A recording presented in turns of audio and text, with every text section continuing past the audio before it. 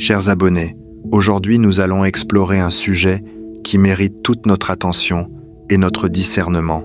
La Bible a-t-elle révélé tout ce qui se passe en Afrique? Beaucoup de gens se posent cette question, et certains vont même plus loin en affirmant que la Bible ne parlerait que de l'Europe, du Moyen-Orient ou d'autres grandes nations, laissant l'Afrique et l'Asie de côté. Pour certains sceptiques, c'est même un moyen de penser que la Bible aurait été conçue pour endoctriner les Africains ou les Asiatiques, comme si son message ne nous concernait pas. Mais avant de tomber dans ces jugements hâtifs, prenons le temps de comprendre la portée réelle de ce livre millénaire. La vérité, chers abonnés, c'est que la Bible n'a jamais été écrite comme un manuel géopolitique ou un guide pour prédire tous les événements modernes sur chaque continent. Elle ne donne pas de carte détaillée du monde contemporain et elle ne mentionne pas chaque pays ou chaque conflit. Son objectif est bien plus profond. Elle révèle les principes universels de Dieu, les lois spirituelles qui gouvernent la vie humaine, les bénédictions et les malédictions, la justice et l'injustice, et la marche des nations selon le dessein divin. Si nous regardons l'histoire biblique, nous voyons des nations comme Israël, Babylone, l'Égypte et l'Éthiopie apparaître à plusieurs reprises. Ces récits ne sont pas simplement des événements historiques, ce sont des leçons sur la fidélité, la rébellion, la justice et la repentance. Par exemple, l'Égypte est souvent mentionnée comme un symbole d'oppression et de puissance humaine face à Dieu. L'Éthiopie, ou Couche, apparaît comme un peuple noble et reconnu dans certaines prophéties. Mais au-delà de ces noms, c'est la dynamique entre Dieu, les hommes et les nations qui est révélée, et non les frontières exactes de notre monde moderne. Aujourd'hui, certains regardent les conflits au Moyen-Orient, comme en Irak ou en Israël, et pensent que la Bible prédit uniquement ce qui se passe là, bas, laissant notre continent dans l'ombre.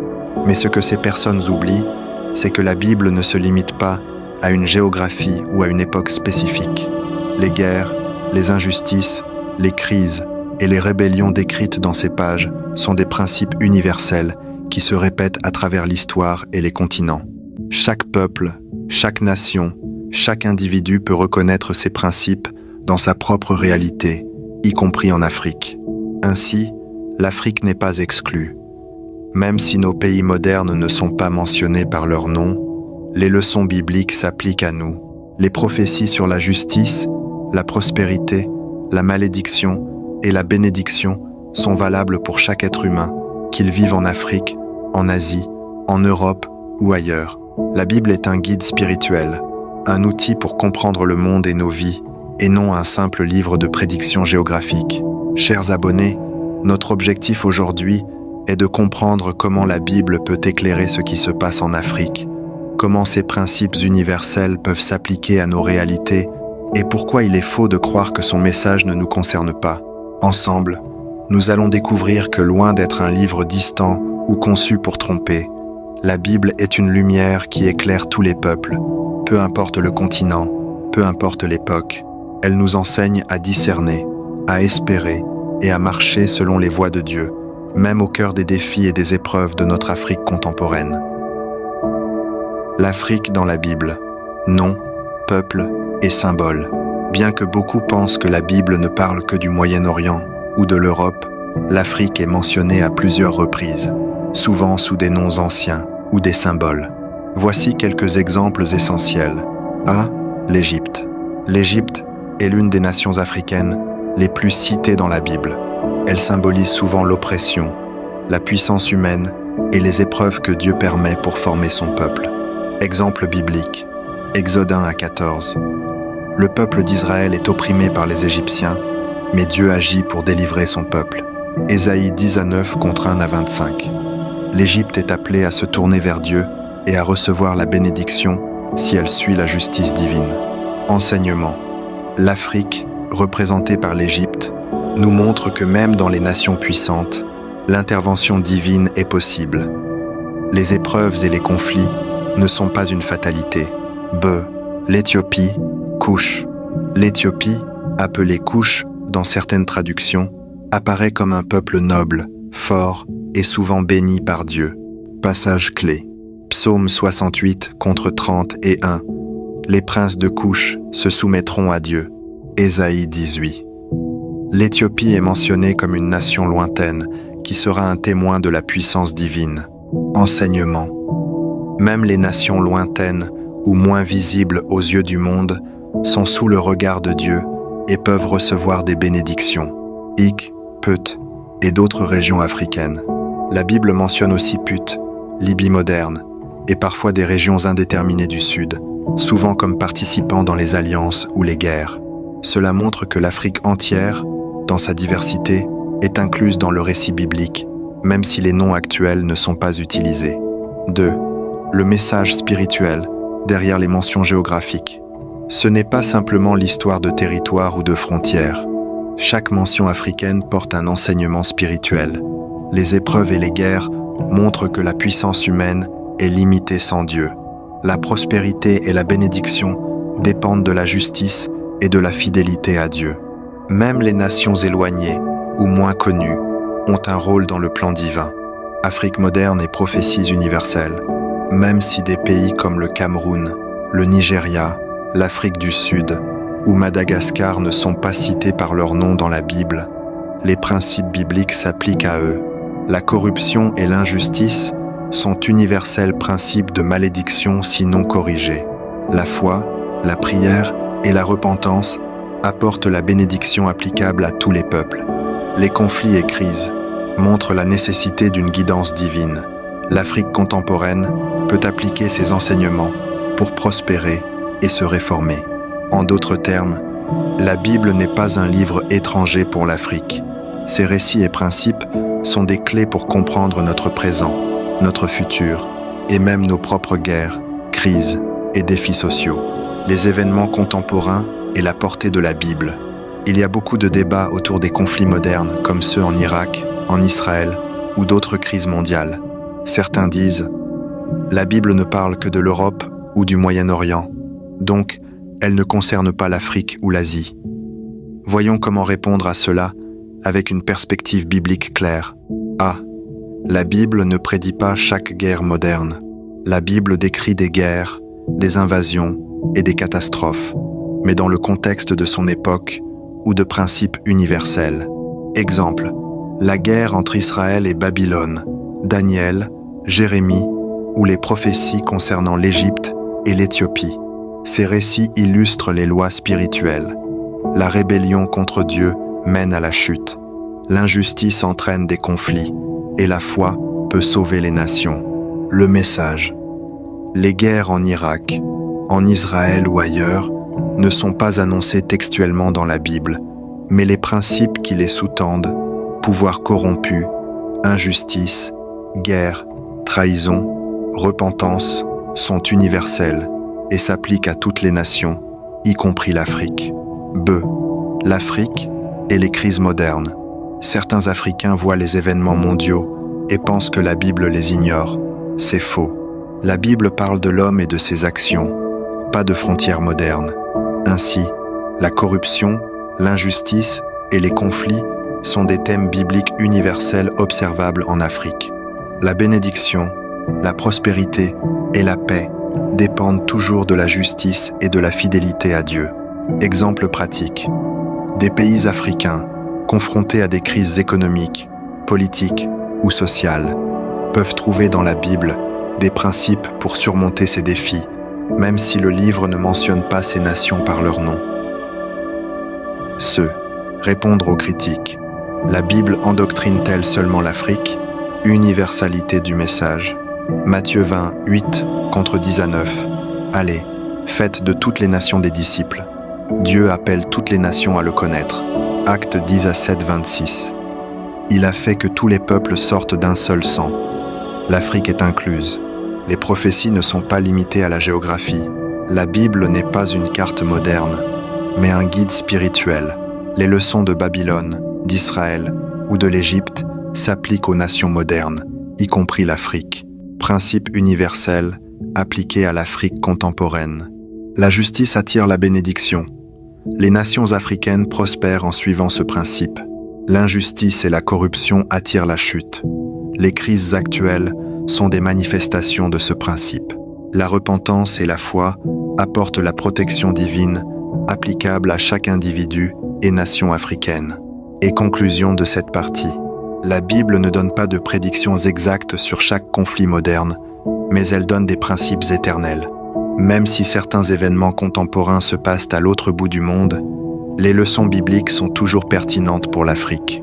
Ceux qui pensent que la Bible est étrangère ou, pour endoctriner, confondent détails géographiques et enseignements universels.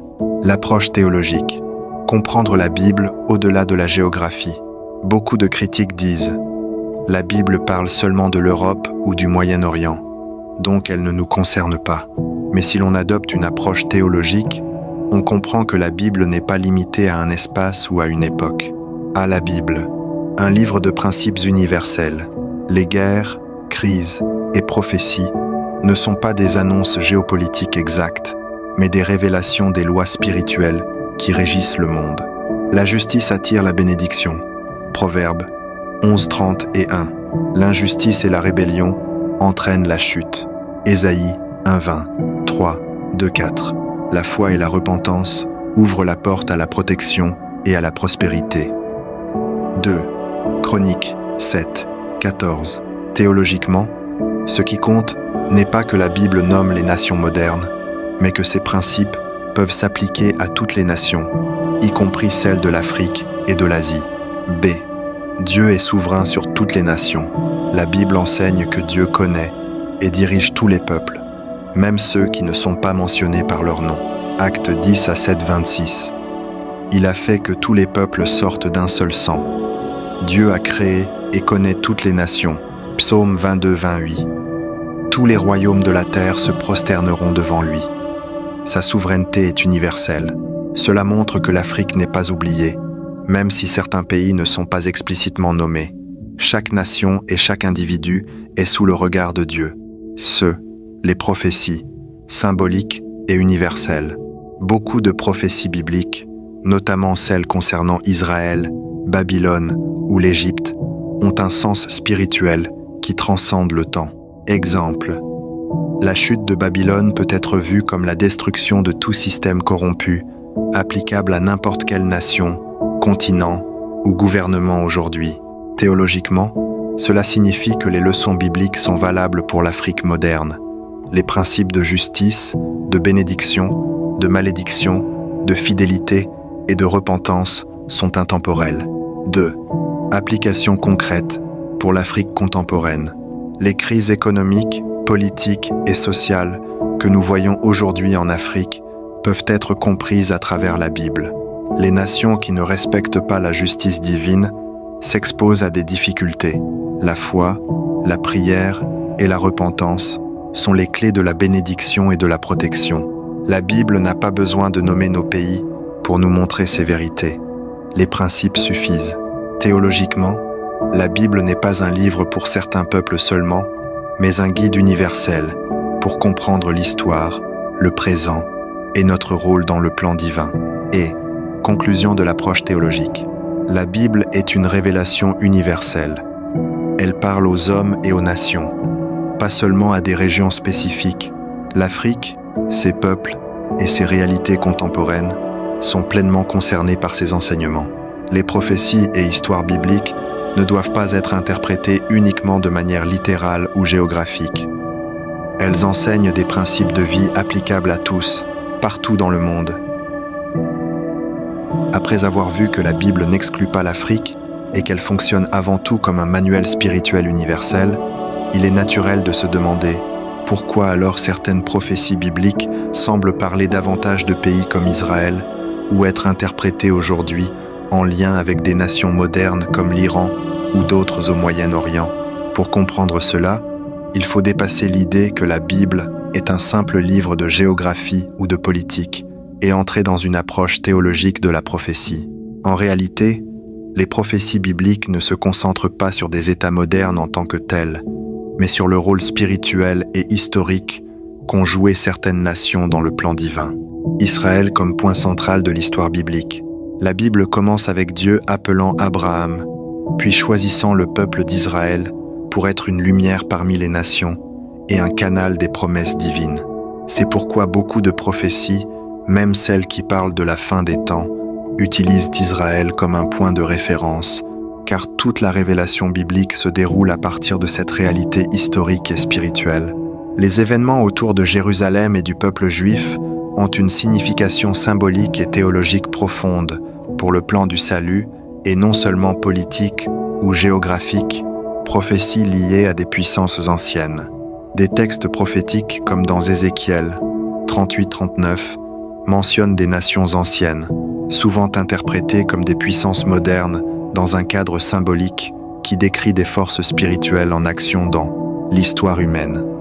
Par exemple, certains commentateurs voient dans la Perse, aujourd'hui l'Iran, un rôle associé à certaines prophéties apocalyptiques, mais ils soulignent eux-mêmes que ce n'est pas une certitude littérale. Ces textes parlent d'une coalition de forces contre le peuple de Dieu dans un contexte eschatologique, c'est-à-dire lié à la fin des temps, et non simplement à un conflit politique moderne. Interprétations variées selon les traditions théologiques.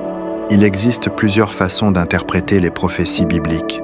Les lectures littérales, qui cherchent à faire correspondre des nations modernes à des noms anciens. Les lectures symboliques ou théologiques, qui voient ces prophéties comme des représentations de forces spirituelles et de conflits universels, lutte entre justice et injustice, fidélité et rébellion. Les lectures centrées sur le Christ, qui est au centre de toute la prophétie biblique, y compris celle du Nouveau Testament, car tout converge vers lui et la réalisation de son plan pour l'humanité. Biblicast. En d'autres termes, ce n'est pas que la Bible choisit certains pays, parce qu'ils sont plus importants que d'autres, mais parce qu'elle explique l'histoire du salut à travers des peuples, des lieux et des événements qui servent de cadre symbolique pour révéler des vérités spirituelles éternelles. Ainsi, lorsque des gens disent que certaines guerres modernes, Israël-Iran, Israël-États-Unis, etc., accomplissent la prophétie biblique, ils font souvent une lecture contemporaine des textes anciens, ce qui peut être légitime dans l'exégèse, mais doit toujours être fait avec prudence théologique. Interprétation des prophéties, littérale, symbolique et spirituelle. Lorsqu'on lit la Bible, notamment les passages prophétiques, il est facile de se perdre si l'on prend tout au pied de la lettre. Pourtant, la théologie nous enseigne qu'il existe 3 niveaux principaux d'interprétation, chacun apportant une perspective différente et complémentaire. A. L'interprétation littérale. Ici, on considère que les prophéties parlent de faits précis qui se réaliseront exactement comme décrits. Exemple. Jérémie prédisait la chute de Babylone. Babylone est réellement tombée face aux Mèdes et aux Perses. Avantage. Elle est concrète et vérifiable dans l'histoire. Limite.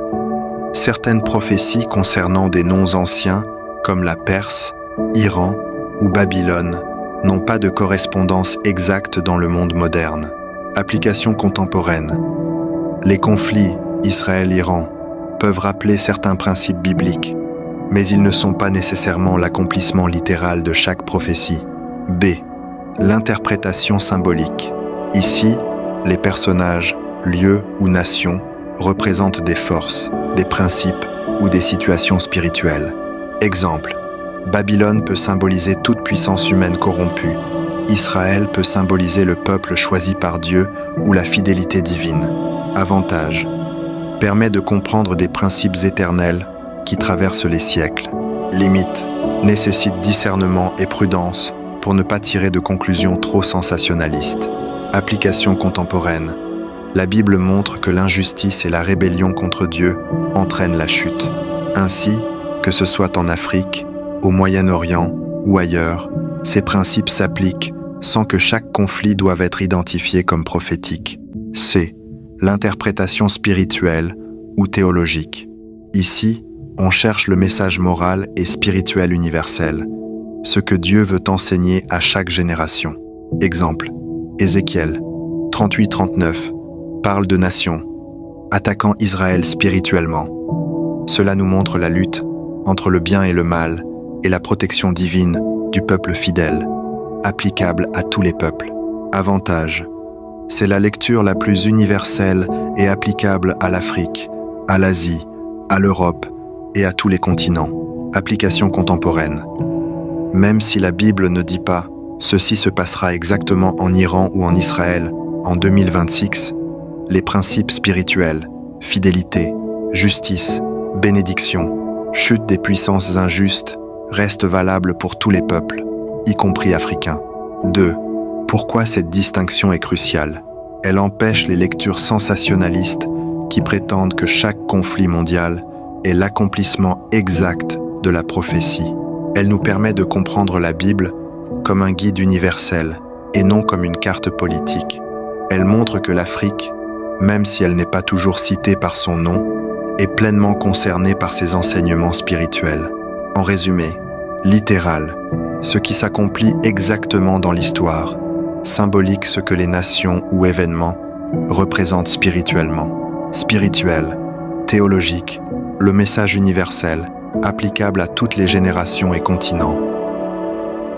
Chers abonnés, après avoir parcouru ensemble ce chemin, il est clair que la Bible n'a jamais été limitée à un continent, une culture ou une époque. Elle ne parle pas uniquement de l'Europe ou du Moyen-Orient, et elle ne vise pas à endoctriner l'Afrique ou l'Asie. Au contraire, elle offre des principes universels et intemporels qui éclairent la vie de chaque peuple, y compris le nôtre. Nous avons vu que l'Afrique est présente dans la Bible, à travers l'Égypte, l'Éthiopie, Pu et d'autres régions, avec des messages de bénédiction, de justice ou de mise en garde. Les événements contemporains, comme les guerres au Moyen-Orient ou les crises mondiales, doivent être compris à travers les principes spirituels de la Bible, et non comme des prédictions géopolitiques exactes. Israël, l'Iran et d'autres nations sont souvent mentionnés pour leur rôle symbolique et spirituel dans l'histoire du salut, et non pour les glorifier ou ignorer d'autres peuples.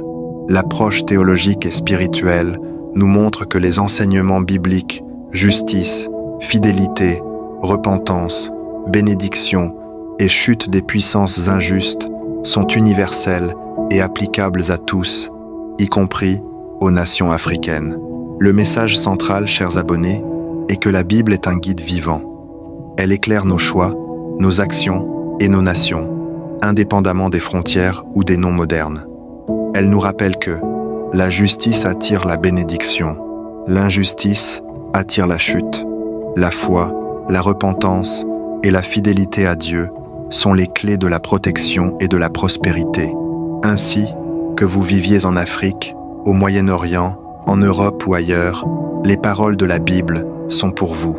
Elles ne sont pas un livre d'histoire figé, mais un manuel spirituel qui transcende le temps et l'espace pour nous aider à comprendre le présent, préparer l'avenir et marcher dans les voies de Dieu. Chers abonnés, souvenez-vous, la Bible n'exclut personne, elle éclaire tout le monde. Même si certains événements semblent lointains ou étrangers, les principes qu'elle enseigne sont universels et capables de transformer vos vies, vos nations et notre continent africain.